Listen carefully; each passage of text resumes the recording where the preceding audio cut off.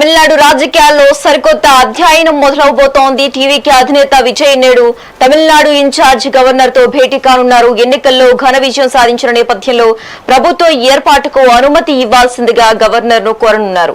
ఇప్పటికే ఈ ప్రభుత్వ ఏర్పాటుకు కాంగ్రెస్ పార్టీ మద్దతు కోరగా టీవీకే నేతలు తమను సంప్రదించినట్లు కాంగ్రెస్ అధినేత కేసీ వేణుగోపాల్ ధృవీకరించారు. అన్నీ కుదిరితే ఈ నెల 7వ తేదీన విజయ్ తమిళనాడు ముఖ్యమంత్రిగా ప్రమాణ స్వీకారం చేసే అవకాశం ఉంది. దీంతో అటు రాజకీయ వర్గాల్లో ఇటు అభిమానుల్లో భారీ అంచనాలు నెలకొన్నాయి.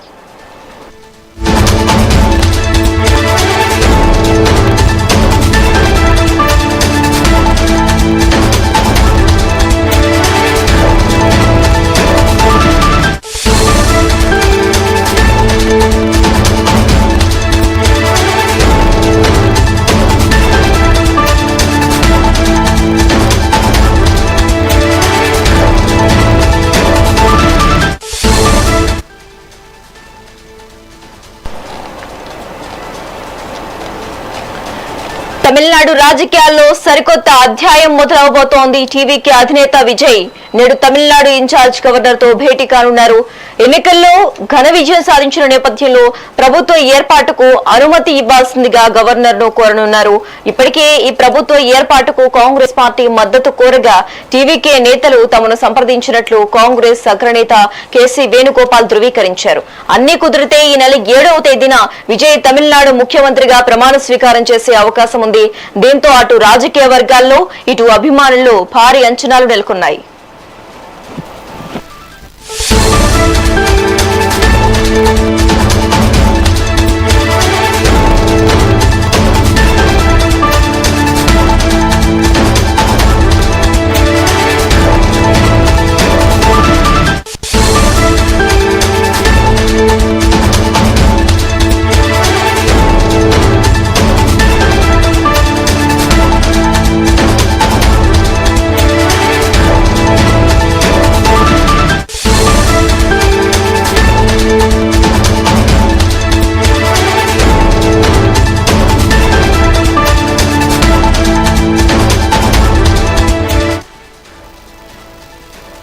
తమిళనాడు రాజకీయాల్లో సరికొత్త అధ్యాయం మొదలవబోతోంది. టీవీకి అధినేత విజయ్ నేడు తమిళనాడు ఇన్ఛార్జ్ గవర్నర్ తో భేటీ కానున్నారు.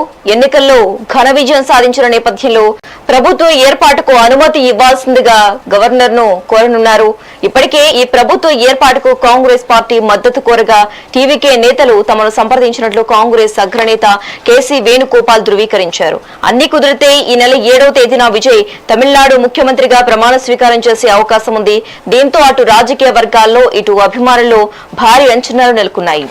రైట్, ఇక ఈ భేటీకి సంబంధించి మోర్ అప్డేట్స్ మా ప్రతినిధి రమణ ఫోన్ ద్వారా అందిస్తారు. రమణ, అయితే ఏదైతే తమిళనాడు ఎన్నికలలో ఘన విజయం సాధించిన విజయ్ పార్టీ విజయ్ మరి గవర్నర్ ను కలిసే అవకాశాలు కనబడుతున్నాయి. తాను ప్రభుత్వం ఏర్పాటు చేసుకునే దానికి వెసులుబాటు కల్పించాలని గవర్నర్ ను లేఖ ద్వారా ఇప్పటికే ఆయన కోరినట్లుగా కూడా తెలుస్తుంది. మరోపక్క ఎవరైతే ఇన్ఛార్జ్ గవర్నర్ గా ఉన్న రాజేంద్ర విశ్వనాథ్ అర్లేకర్ ను ఆయన ఈ రోజు మరి కాసేపట్లో కూడా కలిసే పరిస్థితులు కనబడుతున్నాయి. ప్రభుత్వ ఏర్పాటుకు బల నిరూపణకు ఆయనకు తగు సమయం కావాలనేది, ఆ సమయం తీసుకున్న తర్వాత బల నిరూపణకు వెళ్తామనేనని అత్యంత పెద్ద పార్టీగా కూడా తమిళనాడు ప్రజలు తనను ఎన్నుకున్నారు కాబట్టి తనకు ముఖ్యమంత్రి అయ్యే అవకాశం కల్పించాలనేది కూడా ఆయన ఈ సందర్భంగా గవర్నర్ ను కోరే పరిస్థితులు ఉన్నాయి. నిన్ననే ఆయన ఏదైతే విజయ్ ను పార్టీ ఎమ్మెల్యేలంతా కలిసి శాసనసభ పక్ష నేతగా కూడా